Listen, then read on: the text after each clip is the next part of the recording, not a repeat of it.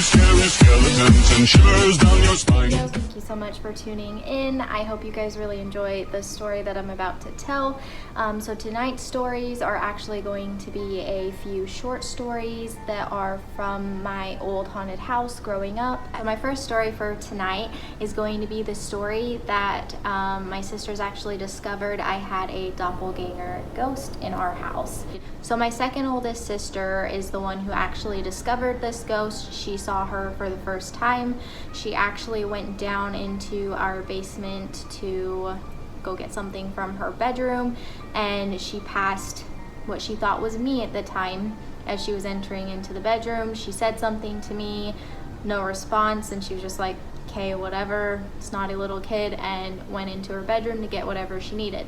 Well, when she walked back out, there was no one there. I wasn't there playing in the basement or anything like that, and she didn't see me go upstairs because you could clearly see the stairs from her bedroom. She was like super nervous about being in her bedroom. She didn't want to be in there alone. There were a lot of experiences that we went through where us as sisters ended up sleeping in each other's rooms with each other because we were just too terrified to sleep alone.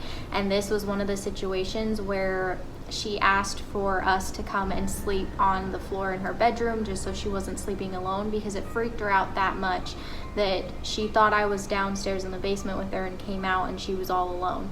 She clearly passed me, or what she thought was me, and it wasn't me. But she described the spirit as having a little girl with bangs and braids, and at the time, I used to wear my hair in braids all the time. They didn't tell me the story at the time that it was happening. I didn't even know that there was a ghost around the house that looked like me. They didn't tell me until I was much older. And when I was older, I felt like that was extremely uncomfortable because there was a ghost walking around the house that looked exactly like me, and I had no idea. I had never seen that ghost for myself. So I don't know why she wouldn't show herself to me, but my sister who had seen her in the first place isn't the only one that saw her. I had a couple of my other sisters see her, but unfortunately I never really did get to see what this ghost looked like for myself.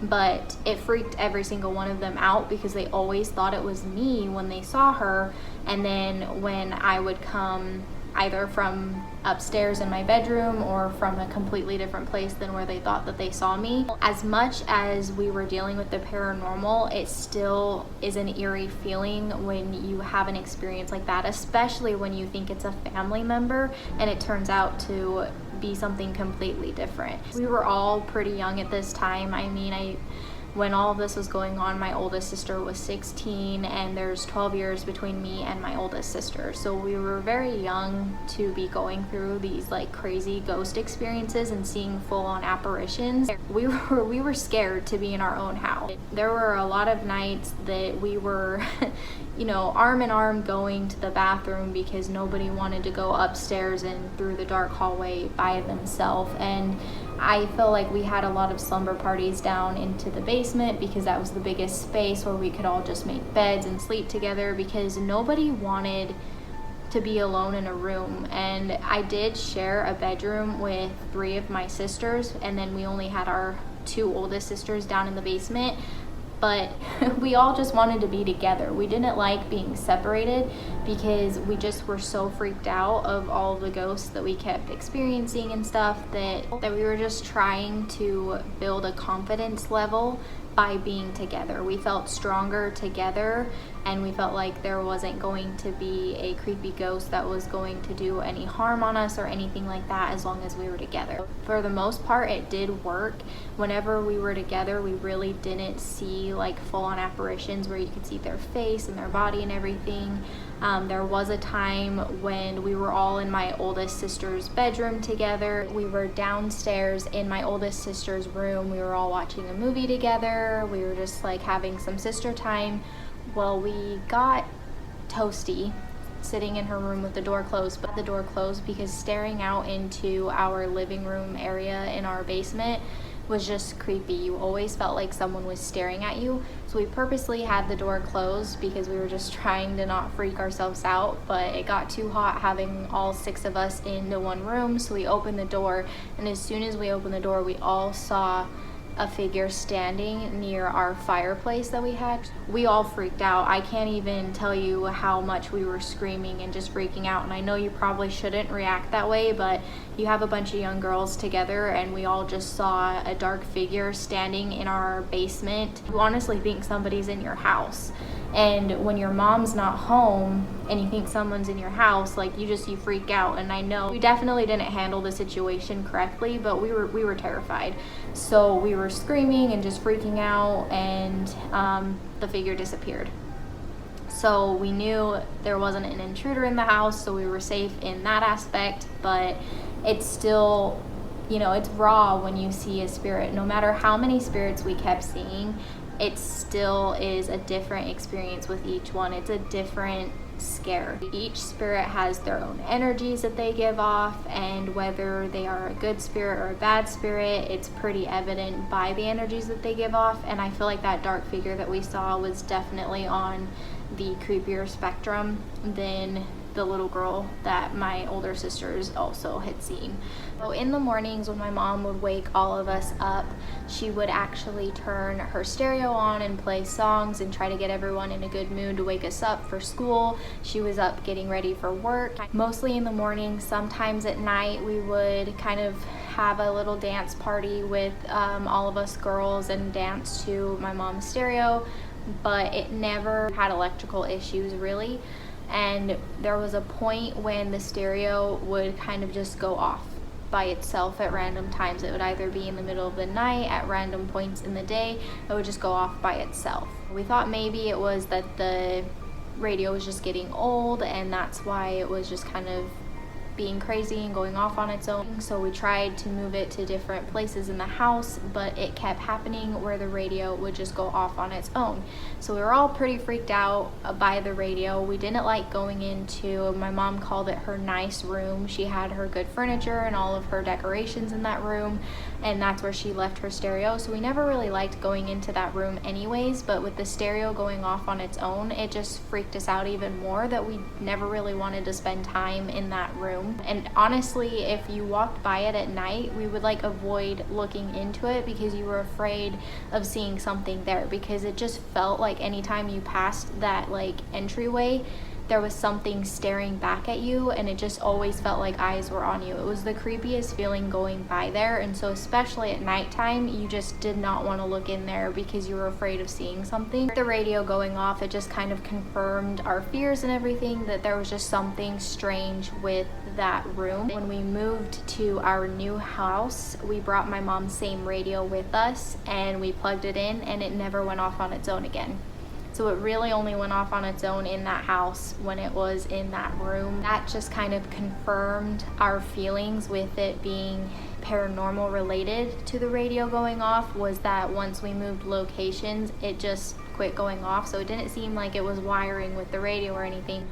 It definitely was only going off in that house. So we can only assume that it was the ghosts messing with the radio. Maybe they liked the radio because they liked when we did our dance parties. I don't know. The ghosts in the house never really felt malicious. It just was creepy because you were always running into them. They were always around. You were always seeing something or hearing something, or something was being moved. Being alone in that house just gave you the most eerie feeling because you knew you weren't necessarily alone, but you didn't have anyone else there with you in case something freaky did happen. I really didn't like being alone in the house at all, ever, and not even just alone like nobody else is home. I didn't like being in a room alone. If I was in my bedroom and other people left the bedroom, I would freak out and I had to leave the bedroom too. Like, I was no way staying in a room by myself because I knew that there were ghosts in the house. I'm actually just gonna throw in one more quick story, and that's just going to be the closet story from my oldest sister. So in our house, in the basement is where my sister's room was, and the basement wasn't like fully finished in the laundry room area. The laundry room was just kind of a room that was never fully done up or anything like that. We didn't really have doors on some of the rooms. So my sister's bedroom closet actually led into the laundry room. Now, as much as we didn't like my mom's nice room, the laundry room, that's the one place in the house I would say it felt like there was something more malicious than just a regular spirit being in the house. And so my sister's bedroom closet had a complete opening to the laundry room, and so she actually had it so that her bed was actually facing that opening. She said that there were tons of nights where she just felt like there was something sitting there staring at her from her closet, and she couldn't face her closet because she was just too terrified of what she was going to see.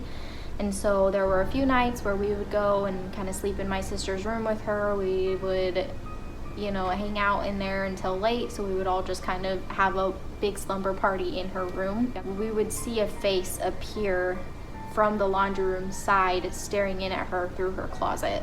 So she actually made like a mountain of clothes on purpose to kind of like create a wall and a barrier, because you would see that face in the middle of the night all the time, and there was nothing in the laundry room that looked like a face. We moved things around, there was just blankets on the other side.